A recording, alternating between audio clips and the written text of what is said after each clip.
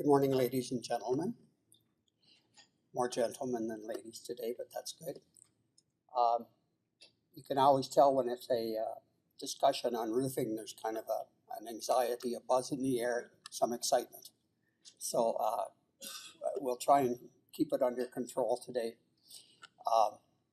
My name is Larry Hunter, and I'm currently a senior consultant with the Pinnacle group.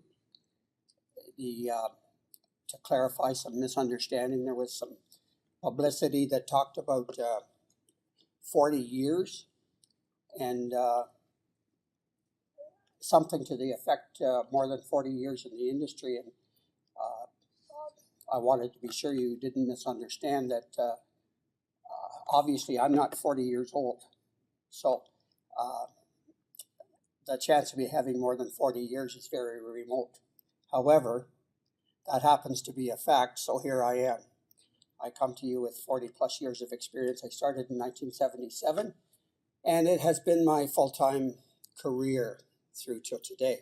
The last 30 years has been in the area of professional consulting, traveling the country on behalf of some of Canada's major developers and property owners.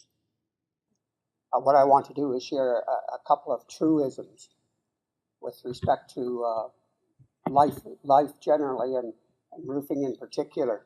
The first is that,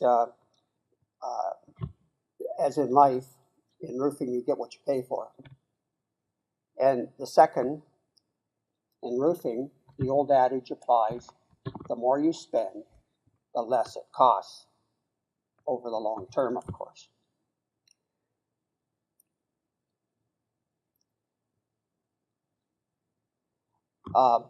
We'll see in a moment that there are close to a gazillion different roofing systems and products on the market available to you. Not all are suited for us here in this Canadian climate or for your particular property, but I'm a firm believer as an independent and impartial consultant that there's a time and a place for everything on the market. There really is. Just because it doesn't work here or work for you, it's still a valid product. I wanted to emphasize that there's a time and a place for every product on the market. And I know that each of you probably are potential victims for the sales pitch. Everyone has a magic formula. Everyone has a magic solution. My product will solve all. And there ain't no such thing. And I'll also make the remark that regardless of materials, it could be pure gold, and if it's poorly applied, it isn't worth anything. I know of company foremen and crews that could put down a newspaper and be more successful than putting down pure gold because they're experienced and they have the know-how. So we all end up in the hands of a competent, hopefully a competent contractor.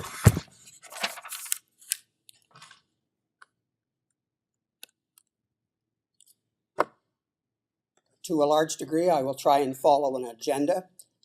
We've just gone past the introduction. We're going to touch on each of the following points: the functions of various roof components, roof inspection and assessment, roof replacement, retrofit, or repair, planning, priorities, capital budget, and finally some questions. I wanted to go back for a moment. This particular speech is entitled Roof Performance and Longevity, Challenges and Rewards in Replacement or Repair.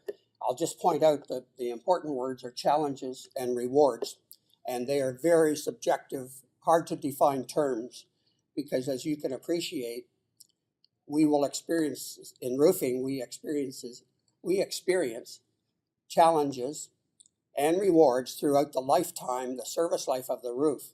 So although there's benchmarks along the way, it's only at the end of the day that we can really evaluate all the challenges and the rewards that we've experienced. Is there one seat with you, sir? Two?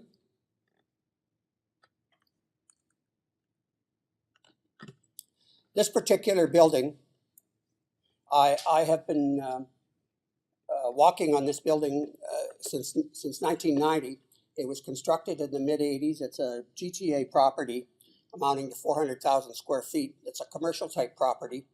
Today, I would estimate the replacement value at $7.5 million.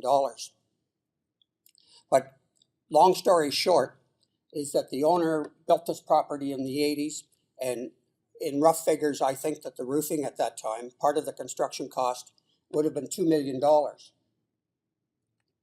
6 or 7 years after construction, after years of continual leaking to the interior, I was called to come and provide an opinion on what's going on, why are we having these problems? And my report ended up stating that this is a wholesale, a complete and total, entirely a premature failure of an entire roofing system. There was lots of good reasons for that, but the fact is it was a failure, something had to be done. So over the next 6 to 8 years, I participated in the replacement of every square foot of this roof. And I think the cost of those multi-year program probably would have been $4 million. So we're up to $6 million for 400,000 square feet. And this brings me to an economic topic that I can't go into in detail because I'm not qualified, but an issue of opportunity, the cost of opportunity or opportunity cost. So beginning at 6 or 7 years, the company had to start replacing this roof, spending ultimately $4 million. $4 million they had no choice but to spend. But spending it on roofing ensured that they did not have it available for a revenue generating project. So when you do the math and you think that $4 million invested in a revenue generating project might eventually over 10 or 20 or 30 years provide a rate of return of 10 times or 20 or 40 times, I don't know. But the cost of having to replace a failed roof before it's even halfway through its service life expectancy is humongous. And what we're really talking about today, yes, the topic is called roofing, but what we're talking about is money, money, money. It's a huge, huge investment. There's nothing in a commercial property that costs more to replace than the existing roof. I meet people all the time that say, oh, roofing, it's become a dark hole of crazy terms. I don't understand. You guys have made it all crazy. We don't know what we're doing. We don't know what products we're talking about. All these salesmen and stuff are coming to the door and using terms I don't understand. Well, I don't know. Look at these easy terms. Why aren't we using these at the dinner table every night? You know, but this is what our industry has become. Complicated chemical related terms, often describing a very simple product like plastic or rubber. I want to talk quickly about FM Global, formerly known as Factory Mutual, and this is a very major firm on the periphery of our industry. FM Global is a technical wing of many insurance companies around the world. FM Global's in 60 countries around the world, and they are the authority on low-slope roofing. In fact, the insurance companies, if some of you are in companies who obviously the property's insured, if you're insured with a Factory Mutual associated insurer, then you have to do everything according to FM standards. That's plumbing, electrical, roofing, everything concerned with the base building has to be approved by FM Global. In my particular business, if we prepare a specification for roofing, FM Global wants to see it, review it, and approve it before we start work.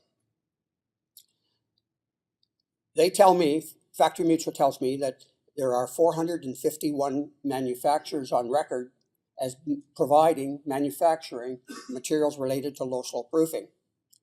And this is shocking to me, but FM Global have on record 955,041 approved roofing assemblies. Every component in the roof, they have approved how to secure it, how to bond it together, how to cover it, everything. 955,000. Keeping in mind this is worldwide, and the fact is that 1% of that might come into play here in Canada. Maybe a lot less than that, actually. There are only two types of roof to talk about when it comes down to it. They boil down to conventional roofing assemblies and protected membrane roof assemblies, PMR. Just to confirm, at the bottom, we see that PMR, protected roof membrane assembly, is also referred to as inverted roof membrane assembly. IRMA, inverted roof membrane assembly, that's a proprietary name, and an upside down roof. So I come back to this point about there being so many terms. When you come in and use 4 different terms to describe the same thing, it's easy to become confused.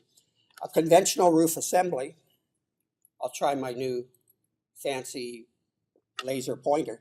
A conventional roof assembly, the key item of information here is that the critical waterproofing membrane is to the exterior side of the insulation. That's the top layer. That's what protects you from the weather, from the rain. On the other hand, a protected membrane roof assembly, which kind of got its start in Eastern Europe and Russia in the 1940s. The first Canadian application was Place Ville-Marie in Montreal in the 1960s.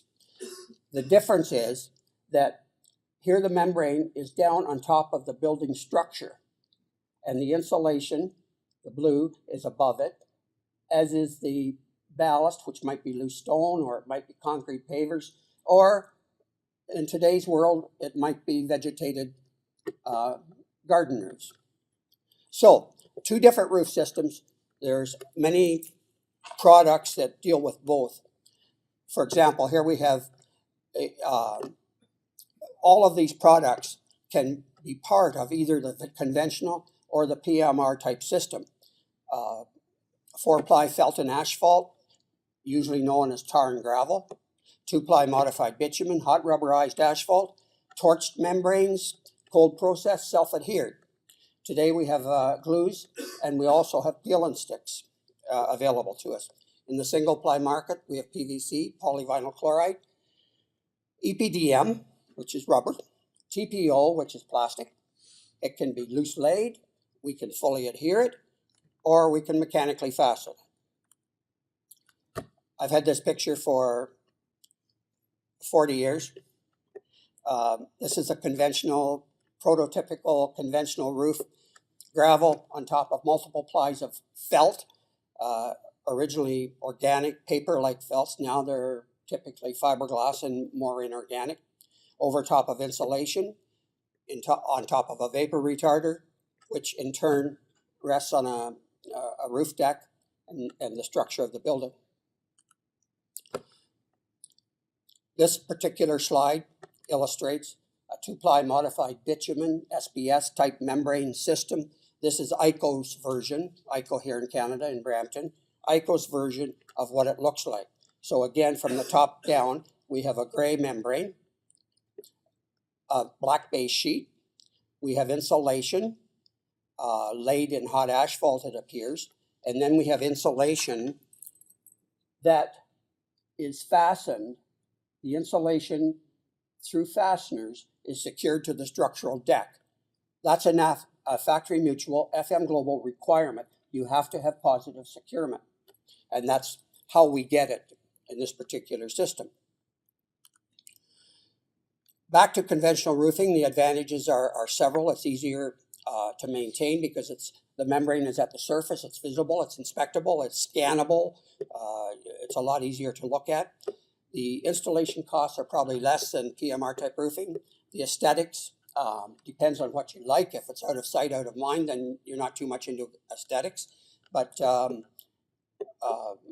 we know of PVC single-ply roofs that have the name of the sponsor, America Bank, for example, or the Air Canada Centre, things like that. The disadvantages of conventional roofing: the membrane is exposed to our weather, UV, rain, wind. There's leak detection challenges depending on the type, and the physical damage mostly due to rooftop traffic by service personnel, etc. These are just some examples of conventional type roofing you'll recognize. This, of course, is the old smoking kettle down by the front door with the fumes and smells that terrify everyone. Applying gravel as a ballast to hold that down. The gravel comes from the old days when they were using coal and sparks and things would fly out of the chimneys and land on adjacent roofs. And so this was not only a ballast for weight, but it was a fire protection method as well. Today, we use a torch down material. This is what's going on. The torch here, this is what you can imagine when your local church burns down. It's using a torch where it shouldn't be used, or using it carelessly. However, in Calgary, we had, on a large shopping center, we had a successful application without any fires. 2 views. I believe this is a light gray membrane on the left. It's the same membrane on the right, just a different time of day, I suppose. Both layers of this 2-ply are torched into position. Using a Suprema brochure, one of the advantages of modified bitumen, 2-ply modified bitumen membranes, is that they provide contrasting colors, or you can use a single color, blue or green or red, on your entire roof, but most people go for a white or a light gray, and they will use something darker for walkway treads or for protection around rooftop units where toolboxes may fall and damage the membrane. A hospital in Guelph is single-ply PVC, put down with a water-based adhesive. We could not afford, no one could afford the fumes or the disruption that hot asphalt, for example, would develop. So single-ply, no fumes, no smoke, fully adhered to the insulation that's below. And at the owner's option, they added walkways to the entrance, the roof access, and the rooftop units. To investigate a roof, we have to open it up. This is a conventional roof with a single-ply membrane on top of the insulation. It appears that there's 2 or 3 or 4 inches of polyisocyanurate insulation on top of a vapor retarder craft, which is obviously wet and in poor condition. So that is no doubt the reason we were looking in this particular location. Here you can see the thickness of a single ply. In all areas, you can see the thickness here. It's quite minimal. Single ply PVC is white or available in other colors. This is probably a totally adhered system to the insulation. And at the seams, they'll use a special hot air welder to weld one sheet to the other, a weld that actually becomes stronger than the membrane itself. The white and garden roofs have been, of late in the last 20 years, the go-to first choice. The problem that I see is that it goes on white, but within 2 weeks, 2 months, it's dirty, and it's not doing at all what you thought it was going to do in terms of reflectivity. But it can be cleaned, and I can help you with that if you wish. Here's probably our most famous single-ply roof. This is PVC over the Sky Dome, and it also exists on the Saddle Dome in Calgary and Canada Place in Vancouver. Given the slopes here and the fact that this roof has to open and close, I said in the beginning there's a time and a place for everything. This is the time and a place for single-ply PVC. EPDM single-ply, a similar product, only it's rubber, not PVC. It can be fastened down with fasteners, screws, and plates. It can be fully adhered using an adhesive, or it can be ballasted with larger stone, providing 10 or 12 pounds per square foot to hold it in place and stop it from blowing off. Sheet metal is also conventional type roofing. This is Hotel Vancouver. Copper, the material that doesn't quite go on forever, but almost. We have to look after metal roofs as well, being conventional roofing. Here you can see that the sun has damaged the coating of 15 years old, so we're going back and resurfacing this primarily for aesthetic reasons. It's a prominent feature on the Ottawa landscape. Protected membrane roofing, remember, it's inverted, it's upside down, IRMA, all one and the same. Again, we have a structural deck at the bottom.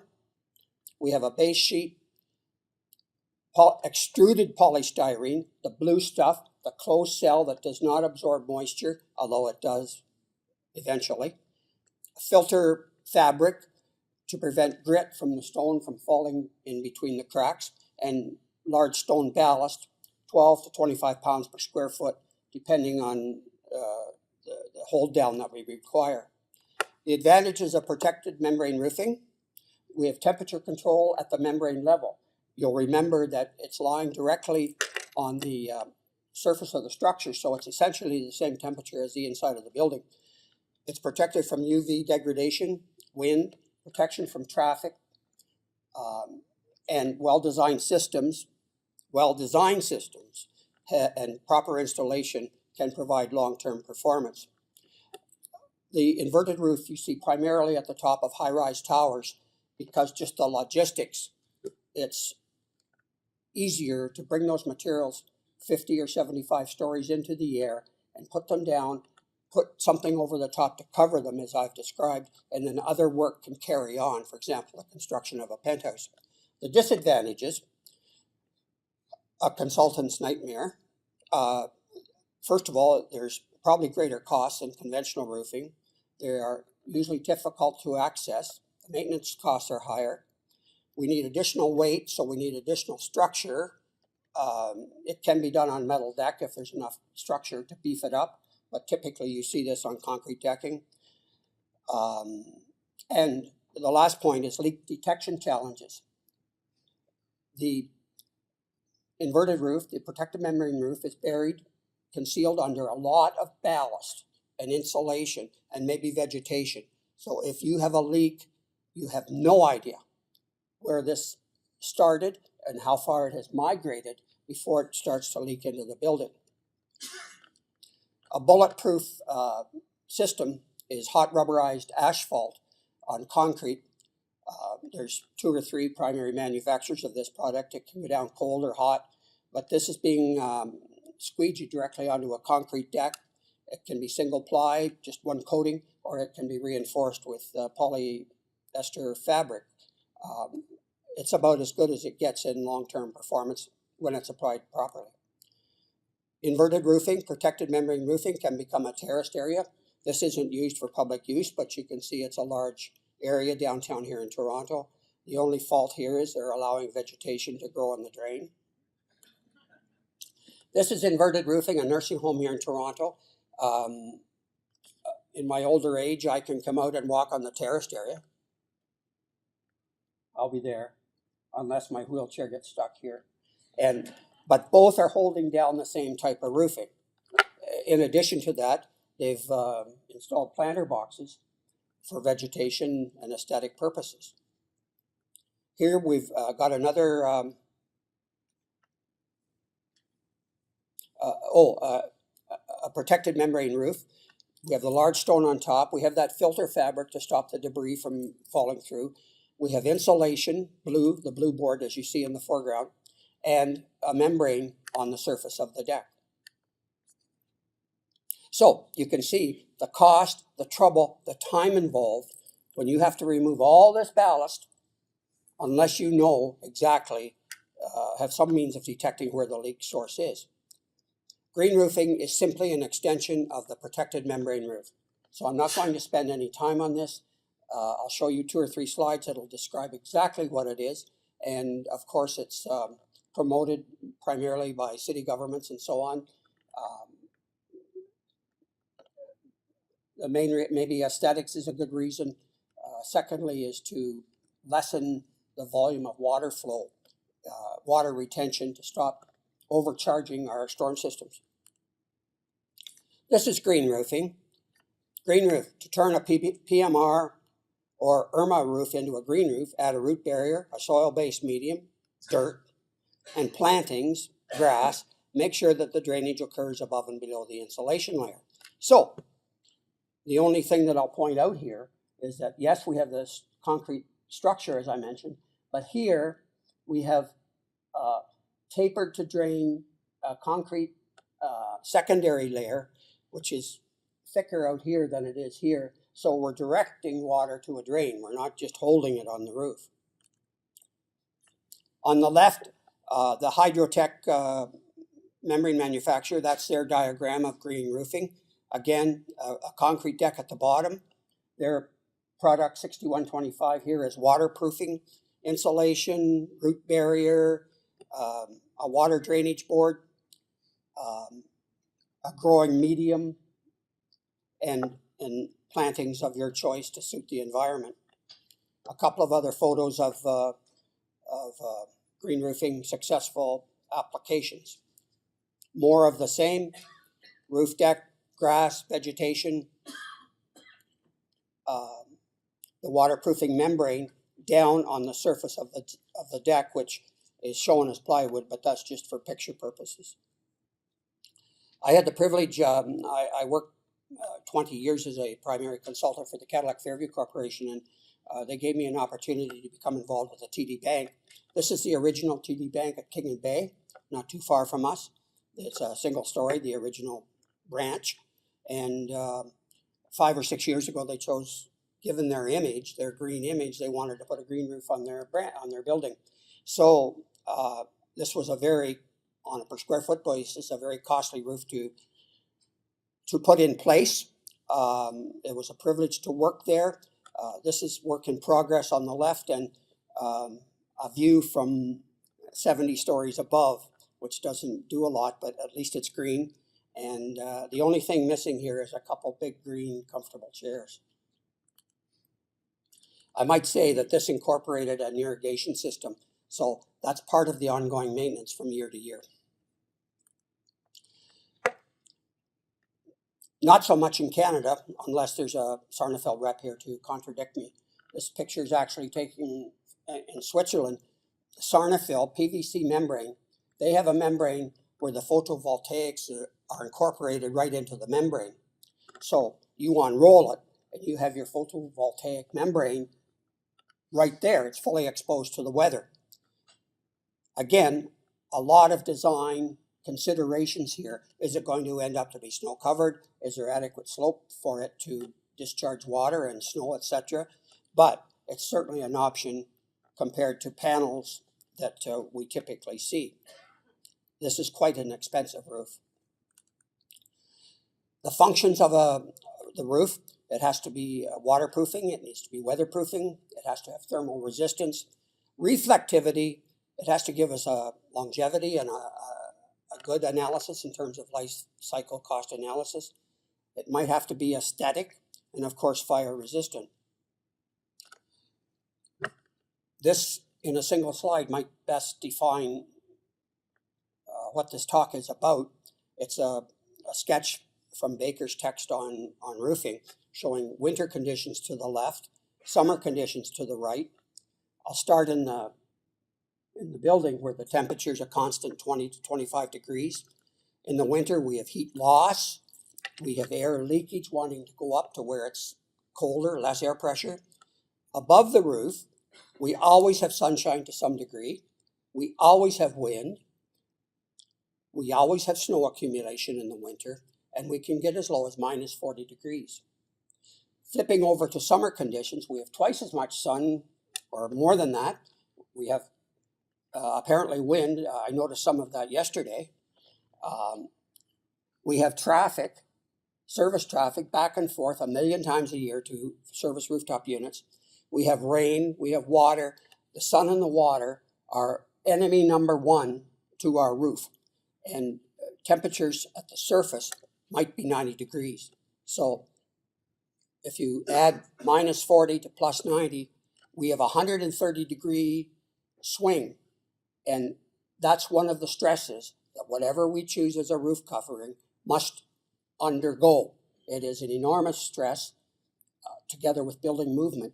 And I know all of us think out of sight, out of mind, the roof's just up there, it's not doing anything, it's just lying there. Well, absolutely untrue. It's moving every minute of every day.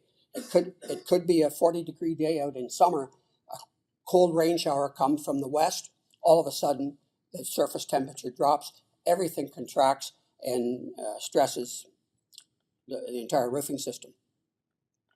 How am I doing on time? What time is it? Pardon? 11:30? Oh, I can go on for another 2 hours. Good.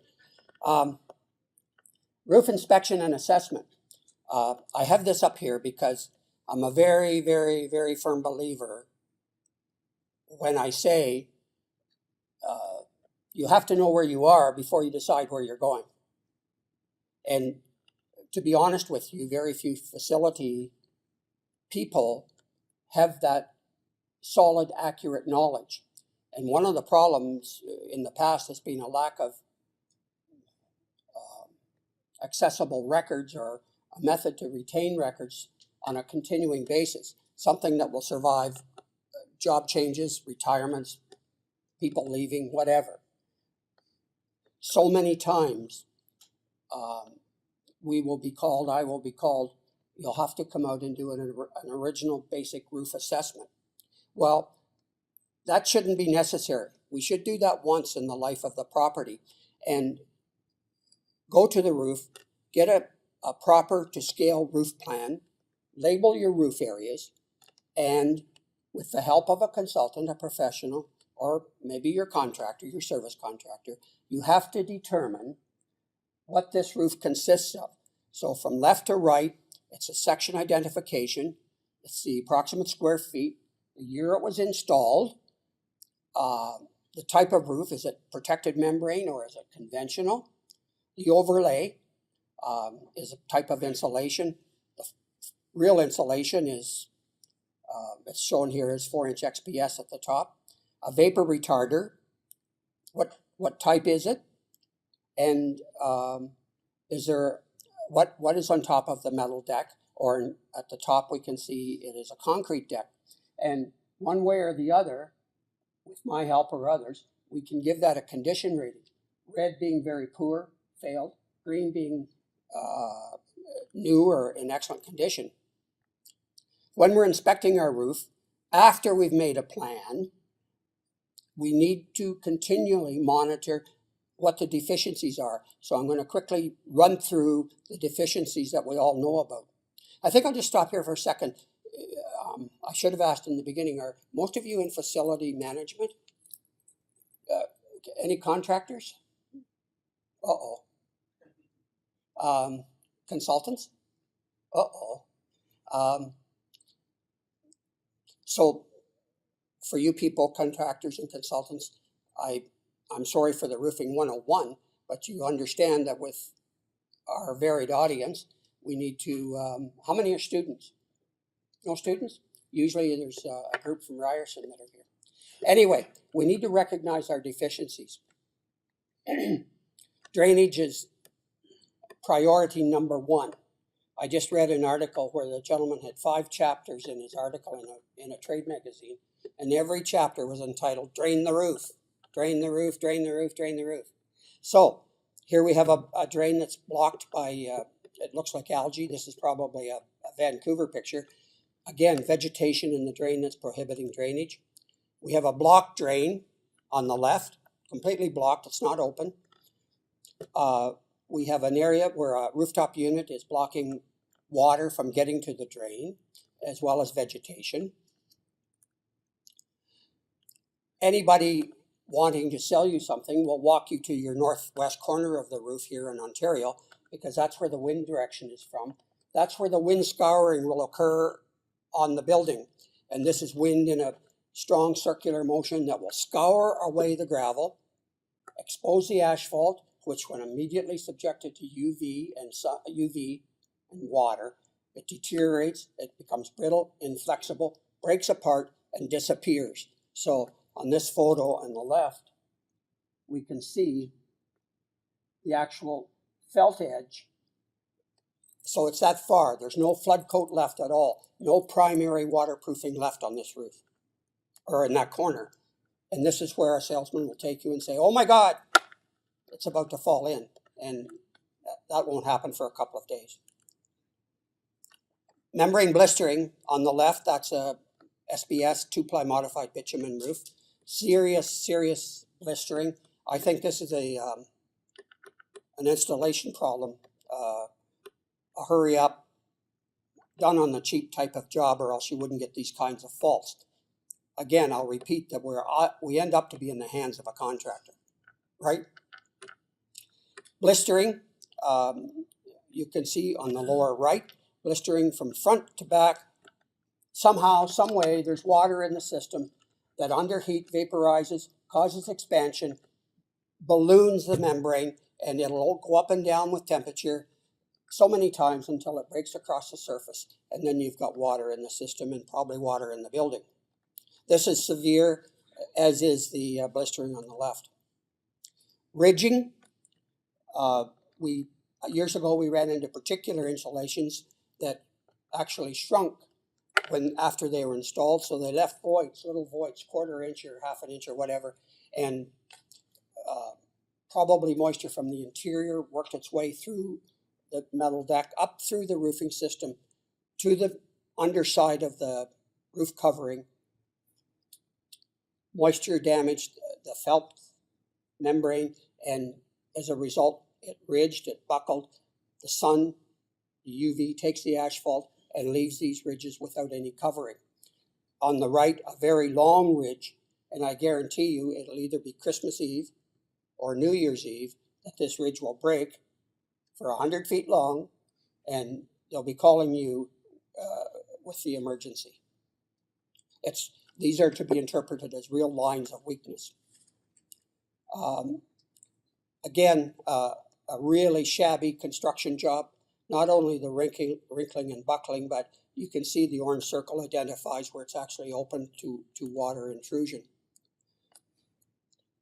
The top left photo is key in that I talked about building movement, differential movement. Well, that's the perfect example. You can see where it has torn the membrane base flashings. And a lot of people, when they go up to inspect a roof, they don't inspect the perimeter. They don't want to get down on their knee and lift the metal. And I'm telling you here and now that 85% of all roofing problems start at the perimeter where the membrane is on the flat and then it has to change direction. This is where the stress in the building occurs first and most seriously. So here we see physical evidence of failure. The important point about this particular picture is that the rest of the roof, although it was old, was fairly sound. So we can restore the perimeter and probably go on for 5 or 10 years. The lower picture is separation of one material to another and therefore a water entry point. Metal is continually moving, temperature fluctuations. It's continually sawing every day, every night sawing. And in this case, it's aged. But not only has the membrane pulled back from the gravel stop, it's shrunken back, but also at the joint, which occurs every 8 or 10 feet, the metal has sawn through the membrane, and this is a great place for water to enter the building. A rubber EPDM type roof, where they bring the membrane across the flat and up the wall. Everything was done right, except that the joining of the one membrane to the other wasn't successfully achieved or wasn't long lasting. And that's a typical problem because nobody wants to use the expensive special adhesive that's required. Protected membrane roofing, in upside down roofing, one of the issues is water. Remember I said drain the roof, drain the roof, drain the roof. Well, flotation will lift polystyrene, as it has here on the left and on the right. And you can understand that this being the case, that the area underneath is totally uninsulated, completely and totally uninsulated. So it's a concern and something that has to be attended to regularly, and the need for regular inspection. Metal does not stop water from coming in. It has nothing to do with waterproofing, but it has everything to do with shielding materials from UV and the environment. It protects materials that are subject to UV damage. So when metal's missing, gaskets and rubber seals at your skylight are subject to very rapid deterioration. I just want to point out, it just occurred to me, this heavy asphalt is common on a lot of roofs. It's not a deficiency. In putting in this skylight, they had to put in additional flashing material. So it's extra asphalt is what it is, and it bleeds through. And actually, I see it as a positive rather than a negative. A common mistake, we get called, we as facility people or a consultant, my roof's leaking, come and save me. And the fact is that the sheet metal flashing has simply become detached from the wall. Water's running down the wall, behind the metal, behind the waterproofing materials, and into the building. Rooftop equipment, my roof's leaking. Every few times you go, and it's the mechanical unit, even though mechanical people say their equipment never leaks, it's often a mechanical unit, especially aged ones that lose their seal between metal to metal joints, and situations like this where the ductwork waterproofing is just gone and water goes in whatever direction it wants. Problem known to everyone in the roofing industry is kitchen grease that's exhausted. I think the major problem is equipment. The grease equipment is not properly maintained or is old or whatever. Anyway, the grease will attack the roofing. Different materials in different ways. It will soften asphalt. It will actually eat EPDM rubber. And there are products on the market to catch grease, but they're expensive. And the only glitch is that you have to keep changing the filters. And that seems to be a problem. The original filters get dirty, clogged, and they're that way for years and years and years. So it doesn't do a lot of good.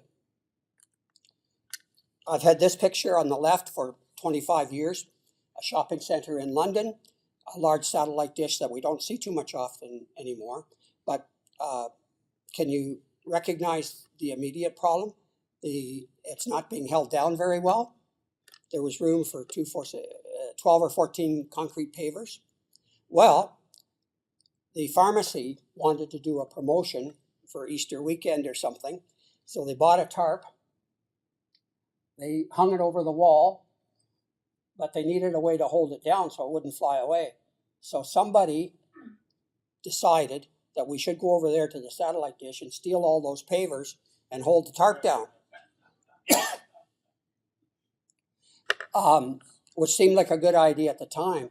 But had there been a wind like yesterday, and yesterday's proof that it can happen, that yesterday's wind could have taken this dish without ballast, without pavers, and cartwheeled it across the roof and killed 2 or 3 families on the way down. On the right, a satellite dish that's weighted with sandbags. I think they were paper, and my point was that they would rot very quickly and the sand would dissipate and we have no ballast. Everybody's seen this. Anybody that's ever been on a roof it's a way of handling projections through the roof. It's called flash pitch pans, pitch pockets, plastic pans. Again, part of our deep dark hole of terms. The secret here is getting the right elastomeric material that doesn't solidify, harden, and shrink. And these are completely open voids into the building interior. These projections go right to the building interior. Not so common anymore, but walkway pads, they're still in use. But again, a perfect example of what UV and water can do to asphaltic materials. A lack of care and maintenance. When I see this, I know that I'm witnessing chronic non-maintenance, non-care. And so it's a rotted wood block support for the gas line that hasn't been painted. There's rust, there's asphalt, bitumen stains. Anyway, in addition to it rotting and breaking down, is that the action of the pipe in expansion contraction, if the block is solid wood, it will actually saw its way into the roof and damage the roof physically. Back to inverted roof membrane and displacement of the insulation. What we have here is a total and complete lack of insulation all the way down this opening. There's nothing there to insulate. So it's a real source of heat loss.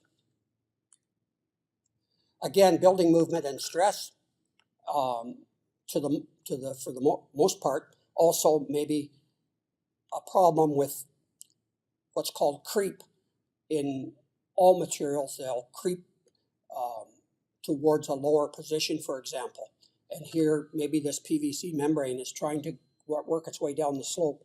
But what I see is building movement from the day of construction, causing stress and great strain on that PVC membrane that will eventually tear and become a real problem. Water, water, water, water everywhere. It freaks people out, especially when it's running into the executive wing. Each of these shows a water problem. Top left on a conventional roof, the middle top on a PVC single ply roof. Again, it looks nice on the Rogers Center, the Sky Dome, when it's clean and white, but not so nice when it's dirty. This white roof is doing absolutely no good whatsoever. It has to be cleaned in order to get the benefit that you thought you were going to get. On a metal roof, just a poor installation. Where is that water going to go when going down on a metal roof? Water around the mechanical equipment. This is a real health and safety hazard. Sometimes we have to install walkways, elevated walkways to get to the equipment because the electrical personnel, the service personnel, will not, for some reason, don't want to work on units electrically when they're standing in water. The middle picture is most interesting to me. I talked about creep of materials. This might be creep of the steel deck. When you have joists at 7 feet on center, the metal deck bridges the joists. On day one, it goes in as level. As soon as there's any weight applied to it, such as a rainstorm or snow, it begins to deflect. And it will continue to deflect until it becomes severe.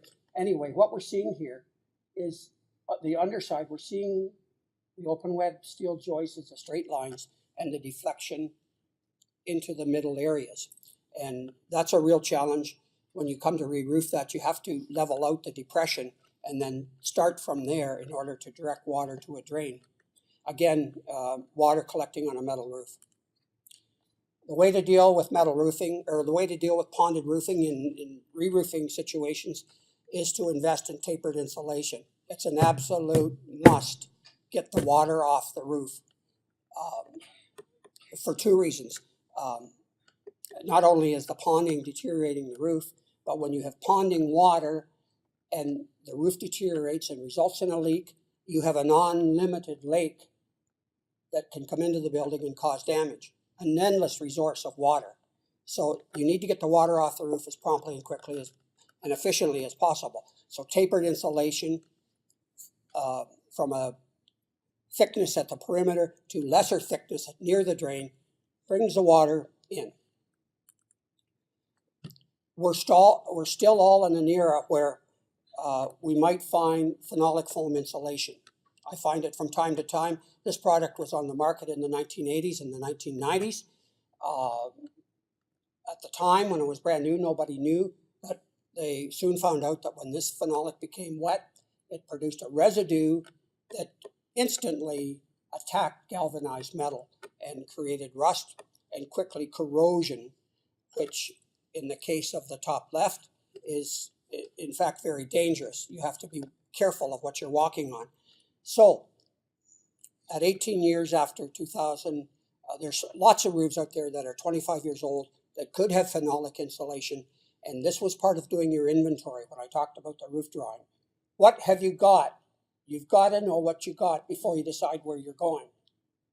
It's a very nasty surprise to say, we'll replace this roof, and on day one, the contractor comes in and tells you, sorry, but we got phenolic insulation, and now you have to replace all your metal decking at $10 or $15 or $20 a square foot or something. Green roofing. I drove in from my residence this morning here, just in Etobicoke, and the middle picture is failed green roofing. It often doesn't work out unless you're dedicated and ready to provide irrigation with the proper vegetation.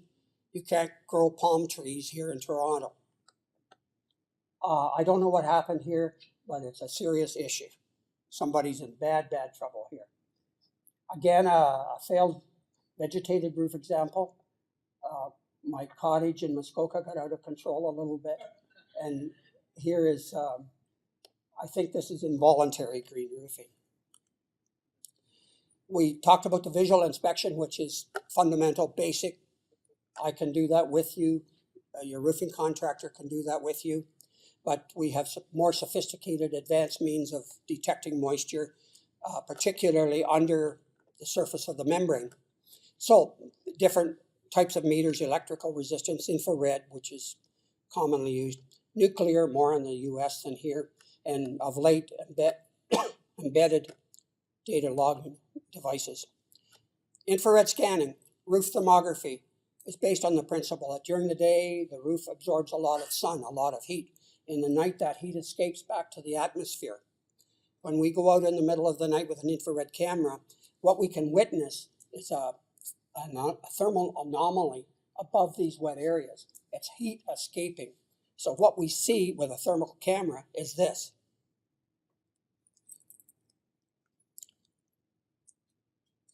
She said, I only have an hour and a half left. We see, this is exactly what we see through an infrared camera. You can see the square pattern, which means the water is focused on the insulation boards, 2x4, 4x8, something like that. So it has a logical way of wicking around the roof. The below pictures are daytime pictures of the same. We mark the roof at night with spray paint, which remains for the next day. We do a test cut to confirm what our assembly is. Is it phenolic? I don't know until I cut it. And I want to make sure the source is wet material and not a furnace underneath the ceiling. On the upper left is a good sound roof, a dark, even tone image. The same on the right with number 49. However, on 45, in the middle of nowhere, we find a 3x5 area of wet, and the same with 47. Perfect. This is textbook infrared scanning. The next day I told you we went back and did verification. This was an electrical capacitance meter, probe in this case, and we verify, yes, you have wet roofing insulation. The one building we scanned, you can see how severe the wet is here. The lower part of the building had been re-roofed the year before or something, so it was sound. But the upper top, the north part, is a disaster. 64,000 square feet. We identified for sure 8,000 of it being wet. This roof is beyond localized replacement and repair, so it's got to be an entire wholesale replacement. Much larger building in the GTA area, 540,000 square feet, and this is where scanning is really pays for itself. 1, 2, 3, 4, 5, 6 small identified localized areas that were painted on the roof. They were marked, they were provided with a square foot area. Now we can go to a contractor, or the owner can go to a contractor and say, I've got these 6 areas, here's the measurements, what's your cost? Rather than the contractor coming in with an open-ended carte blanche approach and suggesting that the whole roof needs to be replaced. 5,400, this is 1/10 of 1%. We recommend a visual survey, professional roof survey, at least once a year and preferably twice, but infrared scanning, thermography on a 3-year basis, starting on day 1. In the States, I mentioned nuclear. What it detects is hydrogen atoms below the substrate. Hydrogen is water, so by passing a hydrogen moisture meter over the surface, they're able to take readings, put that into a computer, and come up with a drawing. In Vancouver, a gentleman, SMT, they have embedded data logging. One method is to have a grid of stainless steel straps, and it's connected, joined together at one point, and from a distance remotely across the other side of the country, they can identify if moisture has intruded to that point. The same company has embedded data loggers. For example, you might, sorry, that lady's causing me trouble.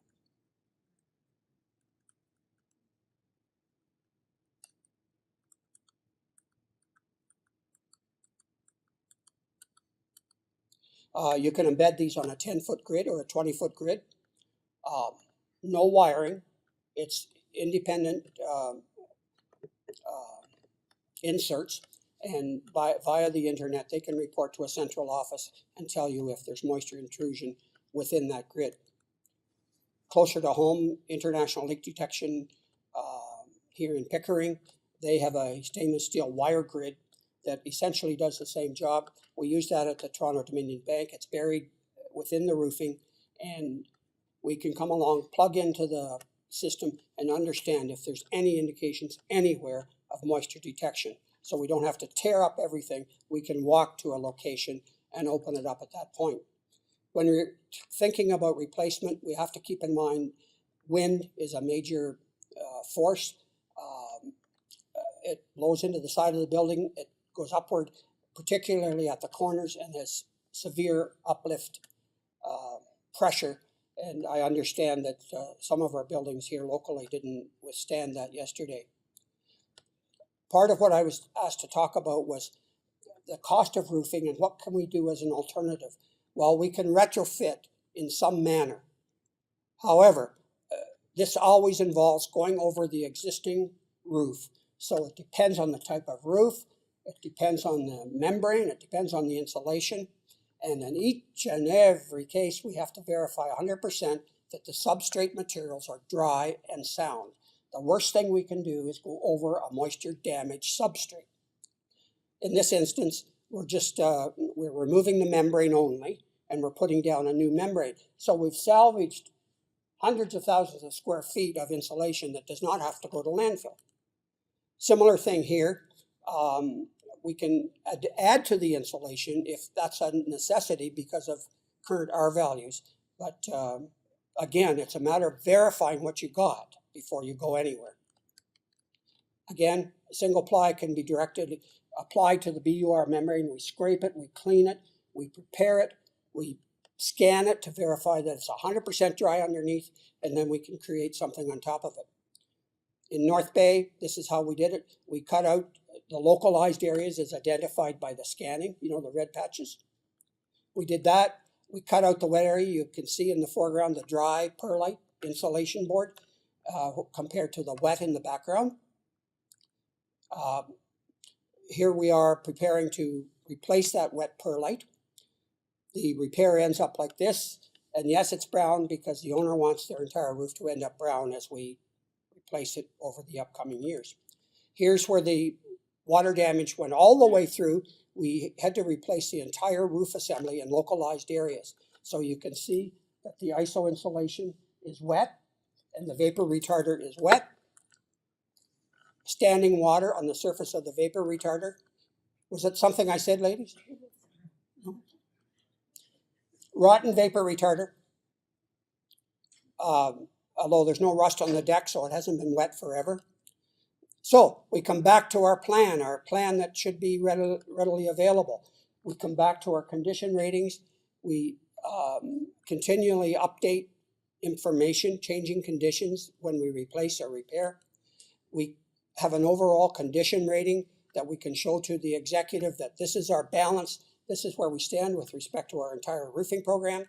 And then finally, we can do a 5-year capital planning budget or 10 years and project into the future what at this point looks like a reasonable approach.